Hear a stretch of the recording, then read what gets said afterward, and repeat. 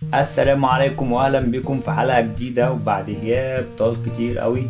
مستنيني اكيد طبعا بفيديوهات جديدة، وطبعا عشان الفيديوهات الجديدة دي لازم بقى شكل جديد وستايل جديد واضاءة جديدة.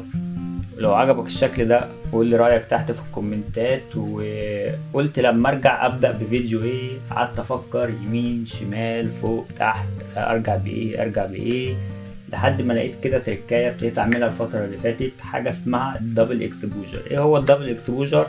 لو عايز تعرف يعني دبل اكسبوجر ولا عايز تعمل صورة زي دي او صور تانية كتير شبيهة لكده، كمل الفيديو للاخر.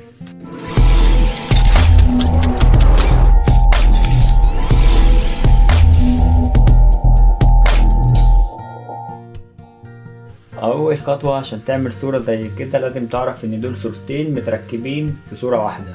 طب ايه الشروط اللي ممكن نعملها في الصورتين دول؟ هقولك معايا. الصورة الاولانية بتكون صورة عادية جدا، والصورة التانية لازم تكون صورة سيلويت. يعني ايه صورة سيلويت؟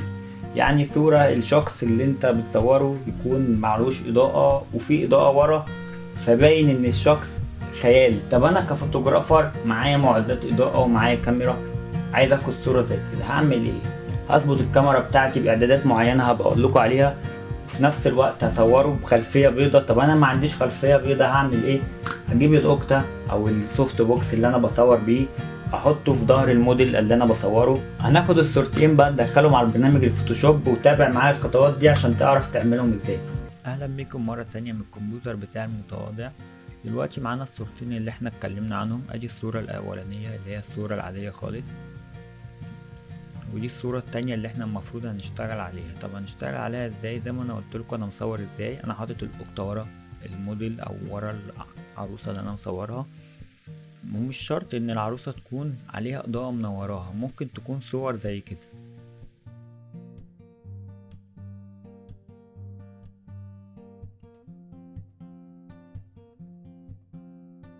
زي ما انتوا شفتوا هي دي الصور السلويت اللي انا قلت عليها، مش شرط ان الموديل تكون منورة.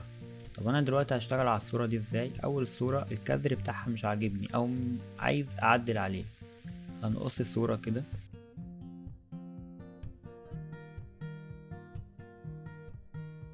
بعد ما قصينا الصورة كده لازم نفرغها. يعني ايه؟ يعني هنخلي الموديل لوحدها والباك جراوند البيضة لوحدها. طب الباك جراوند بتاعت الاوكتا مش ابيض زيرو زي كده، طب هنخليها ابيض زيرو ازاي؟ هنعمل سيلكت على الموديل،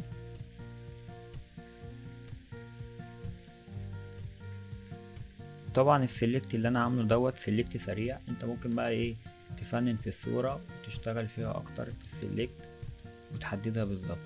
بعد ما حددنا احنا المفروض ناخد اللاير دوت والباك جراوند تبقى ابيض. طب هنخلي الباك جراوند ابيض ازاي؟ هناخد اول اللاير اللي احنا حددناه ده في لاير لوحده، هنعمل كنترول جي كده، احنا خدنا اللاير دوت لوحده. الباك جراوند المفروض معانا هتبقى ابيض. من قائمة اللاير تحت هنعمل سوليد كولر، هنختار هنا هنختار سوليد كولر، هنختار اللون الابيض، وهنخلي اللون الابيض تحت اللاير بتاع اللون الابيض تحت اللاير بتاع الموديل ذات نفسها. وهي دي الصورة اللي احنا المفروض نشتغل عليها.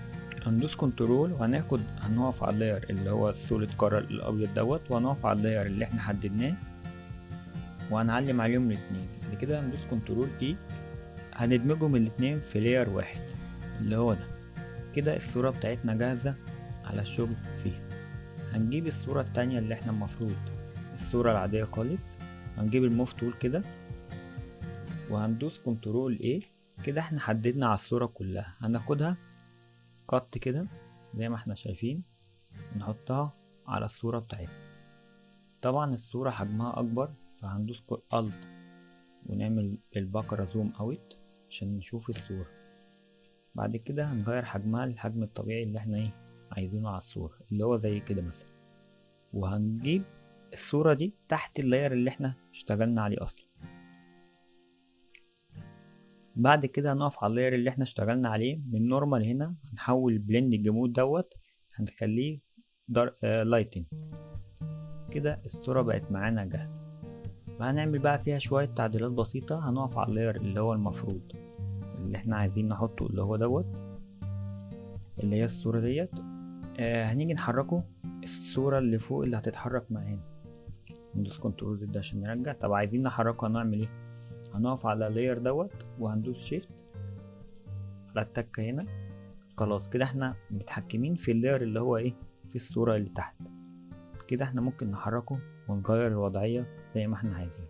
طب انا عجباني الوضعية اللي هي بالظبط كده بالظبط، فهنعدل بقى عليه شوية تعديلات. اللي هو من هنا الطرحة مثلا جاية على وشهم هنا شوية، الورد اللي هو هنا نازل على وش العروسة اللي في الصورة التانية من هنا شوية. هنمسح بقى شوية الحاجات دي. نجيب الايرث تول اللي هي الاستيكة وهنقف على اللاير اللي هو دوت بتاع الصورة الأولانية. هنمسح عادي خالص جدا. نخلي بالنا واحنا بنمسح ان الهاردنس تكون قليلة جدا، حتى لو زيرو مش مهم، عشان يبان في تدريجة كده في الصورة. طب هنا طب هنا الصورة اللي احنا اشتغلنا عليها، الطرحة بتاعت العروسة جاية على اللاير اللي تحتيه. طب انا عايز اظهر اللاير اللي تحتيه دوت، هعمل ايه؟ ده فيها طريقتين، ان انا اجيب البرش احولها للون الاسود واقف على اللاير كده وادهن كده، او اجيب الاستيكة بنفس الطريقة اللي احنا اشتغلنا عليها وامسح كده.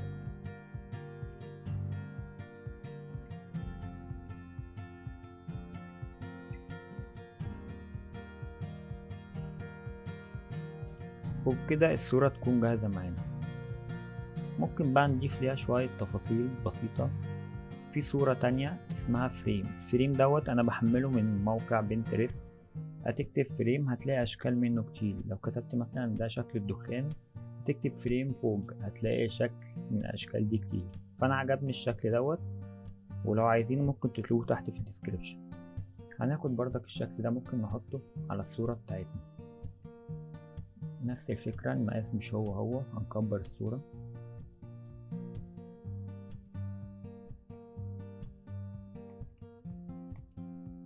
وكده احنا حطيناه على الصورة. هنقف عليه ومن نورمال هنا هنختار داركن. كده الصورة اتضاف ليها لمسة بردك جمالية. ممكن اللمسة دي ما تكونش حلوة على الصورة ديت، بس ممكن تليق اكتر على صور تانية شبيهة لكده. طبعا الصورة دي الكاميرات الجديدة بتعملها لوحدها، بس الفكرة ان انت تعرف تظبطها بالظبط وانت في وقت التصوير ذات نفسه. ولو ما عرفتش تظبطها ممكن تظبطها بعد كده في الايديت بالطريقة اللي انت شفتها. طبعا لو عجبتك الحلقة لازم تعمل لايك وشير وسبسكرايب، وسيب رأيك تحت في الكومنتات. ولو في مواضيع عايز نتكلم عنها او اشرحها قول لي تحت في الكومنتات.